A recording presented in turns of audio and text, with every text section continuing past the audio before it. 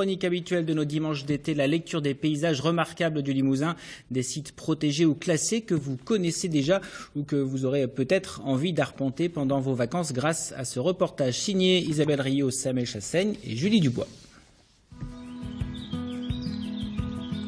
Nous voici au creux de la vallée de la Vienne. La rivière prend sa source dans le plateau de Millevaches et se jette dans la Loire. Ces méandres découpent un paysage fait de vallons, de bois et de prairies. Les berges douces se resserrent parfois pour former des coteaux plus abrupts. Le fait que ce soit encaissé, avec des coteaux raides, l'a protégé en fait de l'urbanisation. Tout ce qui est voirie, habitation, c'est sur le plateau. C'est aussi pour ça qu'elle a été l'objet d'une inscription comme site emblématique. D'ailleurs, il y a un projet de classement de cette vallée.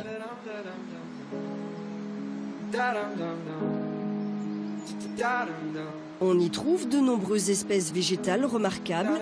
Les premières arches du pont sont effleurées par l'implantation généreuse de la ripisylve. La ripisylve, c'est le cortège forestier boisé qu'on trouve le long des rivières ou des cours d'eau.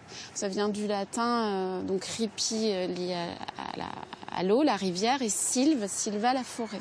On voit surtout des saules et des aulnes. L'aulne, c'est vraiment une essence d'arbre phare pour les ripisylves. Elle se trouve vraiment au bord des rives. On peut trouver des aulnes au milieu d'une rivière, car en fait le système racinaire est très fort et fabrique une berge. Et du coup, il protège vraiment les rives de la force du courant, ce qui fait que la rive reste vraiment intacte. Bourgs, villages, corps de ferme ponctuent les versants à flanc de coteaux ou en ligne de crête. Ce hameau dit des Deux Moulins est très caractéristique du Limousin. Une usine, un moulin et des bâtiments d'habitation se sont partagés fut un temps, cours et chemins, au prix de nombreux conflits. Tout est réuni aujourd'hui.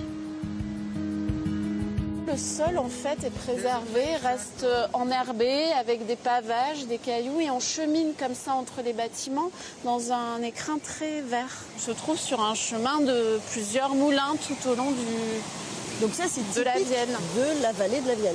Oui, enfin de toutes les vallées en général, mais celle-ci en particulier.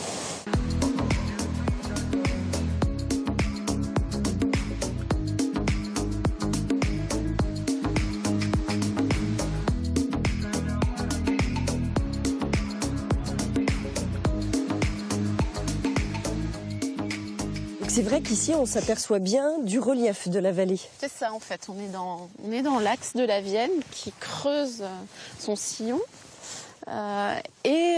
tous les affluents de la Vienne créent des micro-vallons. Et on a une succession de micro-vallons, plateaux, micro-vallons, plateaux, micro-vallons, plateaux jusqu'au fond, et ça crée une profondeur de champ. Ce site protégé de la vallée de la Vienne s'étale ainsi jusqu'à Saint-Victurnien, dont la légende attribue le nom à un ermite guérisseur. Ce serait pour accueillir les pèlerins que chaumières et hameaux seraient nés dans la vallée.